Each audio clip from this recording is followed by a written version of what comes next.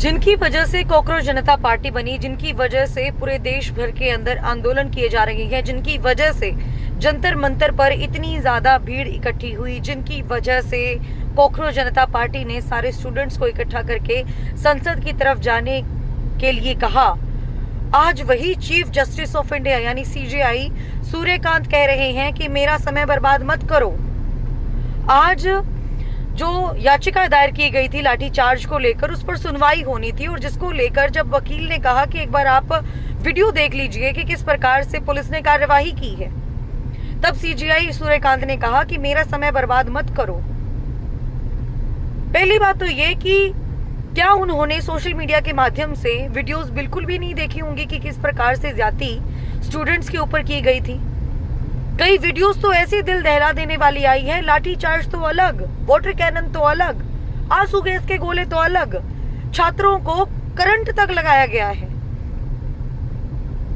और आज कह रहे समय बर्बाद मत करो। समय बर्बाद तो उन पेरेंट्स का हुआ है, समय बर्बाद तो उन स्टूडेंट्स का हुआ है जिन्होंने अपनी जिंदगी का 1 साल या 2 साल या 3 साल प्रिपरेशन में काट दिया नीट की, सिर्फ इसी उम्मीद से कि नीट का एग्जाम जब वो देंगे और प्रिपरेशन अच्छी करेंगे तो उसके बाद उनका फ्यूचर सिक्योर हो जाएगा, एक ब्राइटन फ्यूचर के अंदर वो एंट्री करेंगे। लेकिन चलो ठीक है, सरकार तो चुप थी, सरकार से तो क्या ही उम्मीद करे, सरकार तो हर चीज पे चुप हो जाती है। सरकार से जब बात करते गैस सिलेंडर के भाव क्यों बढ़ा दिए, सरकार चुप। पेट्रोल के अंदर इथेनॉल इतना ज्यादा क्यों मिलाया जा रहा है, सरकार चुप। सरकार तो तब भी चुप हो जाती है जब किसानों का मुद्दा आता है, सरकार तो तब भी चुप हो जाती है जब युवाओं का मुद्दा आता है। सरकार से तो उम्मीद ही नहीं है। लेकिन लास्ट में लोग कहते हैं कि सुप्रीम कोर्ट का दरवाजा खटखटाओ, लेकिन सुप्रीम कोर्ट के अंदर भी जाकर क्या देखने को मिलता है कि हमारा टाइम वेस्ट मत करो। ये टाइम वेस्ट था। इतने सारे स्टूडेंट्स के ऊपर लाठियां, गोले, पता नहीं क्या क्या उनके ऊपर दागा गया। सिविल ड्रेस के अंदर लोग आए थे स्टूडेंट्स को मारने के लिए, नेम प्लेट हटाकर मारा जा रहा था स्टूडेंट्स को। उस समय वो चीज नहीं दिखाई दी गई। विपक्षी पार्टियां जब प्रोटेस्ट करने के लिए आती है तो उनके नेताओं को पकड़कर जेल में डाल दिया जाता है। अगर कोई अभिनेता अभिनेत्री आती है तो उनको पकड़कर जेल के अंदर डाल दिया जाता है, मतलब आवाज उठाना ही बंद कर दे। अगर जनता आवाज अपने सवालों का जवाब मांग रही है तो देने में कैसी शर्म, किस बात का डर है और क्यों डर है?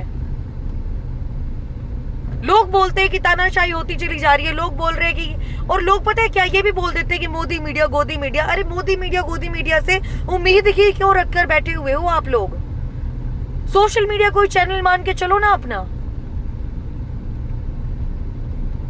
सबका सब बिका हुआ सिस्टम साफ दिखाई दे रहा है आंखों के सामने, उसके बावजूद भी मतलब उम्मीद कर रहे हैं फिर भी हम लोग कि काश अब तो हालात सुधर जाएं, लेकिन नहीं सुधर रहे हैं भाई।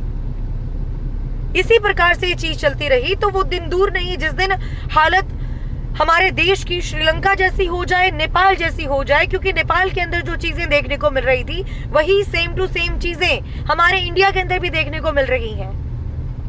हर एक आंदोलन को बर्बाद करने के लिए, हर एक आंदोलन को बदनाम करने के लिए कोई ना कोई सोशल मीडिया के थ्रू कोई ना कोई बात रख दी जाती है कि ये तो उमर खालिद पता नहीं किस किस के नाम लगा के कि ये तो उनके बंदे हैं, ये तो उनको प्रमोट कर रहे हैं, ये तो ये कर रहे हैं, ये तो वो कर रहे हैं। अरे मुद्दा तो देख लो, मुद्दा तो सिर्फ और सिर्फ पेपर लीक का था ना।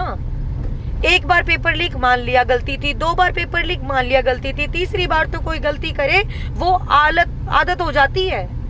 कोई अगर क्रिमिनल क्राइम करता है और 3 से 4 बार वो कर देना वही क्राइम बार बार, तो उसको आदतन कहा जाता है, हिस्ट्री शीटर कहा जाता है।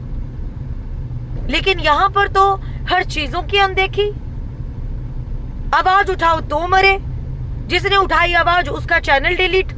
आज एक नई चीज देखने को मिल रही है, पेरेंट्स को बकायदा जीमेल के थ्रू ये संदेश भेजा जा रहा है कि अपने बच्चों को देखिए कि कितने कितने अकाउंट बना रखे हैं और उन अकाउंट पर कोई सेंसिटिव कंटेंट तो नहीं डाला हुआ। अगर डाल रखा है तो अभी के अभी डीएक्टिवेट करने का काम करें। ये चीज भी आज सोशल मीडिया पर वायरल हो रही है। ये चीज भी सबूतों के साथ एक व्यक्ति ने दिखाने की कोशिश की है। ये लड़ाई तभी जाकर रुकेगी जब जिम्मेदारी लेगी सरकार की, हाँ हमारी वजह से नीट का एग्जाम लीक हुआ था और लीक होने के बाद अब हमने शिक्षा मंत्री से इस्तीफा ले लिया है, लेकिन उसके बाद और भी लोगों की बात सामने आएगी जो जो घोटाले हुए हैं देश के अंदर। सारी की सारी बातें आएंगी सामने।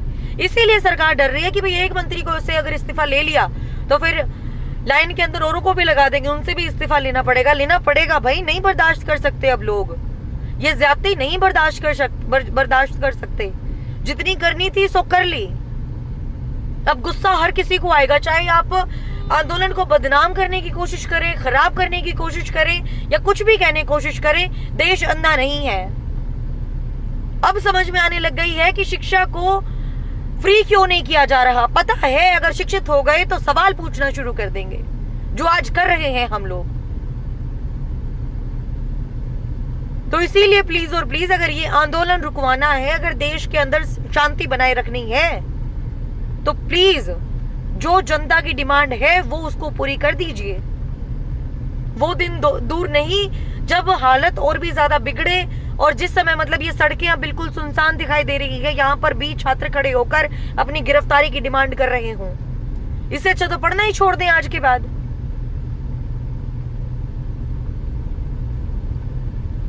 अब समझ में आने लग गया कि लोग शॉर्ट, जो लड़कियां हैं वो शॉर्ट कुर्तीज या शॉर्ट ड्रेसेस पहनकर वीडियोस क्यों बनाती है, क्योंकि उनको उम्मीद थी कि शिक्षा प्राप्त कर लेंगे तो नहीं उनका बेड़ा पार होना। इसीलिए सोशल मीडिया पर ये गंदगी फैलाओ और उसके बाद पैसे कमाओ, देखी जानी जो होगी।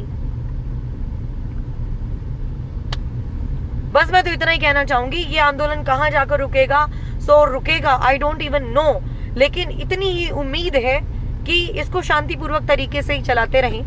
एक ने भी अगर एग्रेसिवली कोई भी अपनी बात या फिर कोई भी ऐसा काम कर दिया, ये एक सेकंड नहीं लगाएंगे आप लोगों को बदनाम करते हुए। हालांकि पहले से ही बदनाम किया हुआ है, लेकिन और बदनाम करते समय ये पीछे नहीं हटेंगे।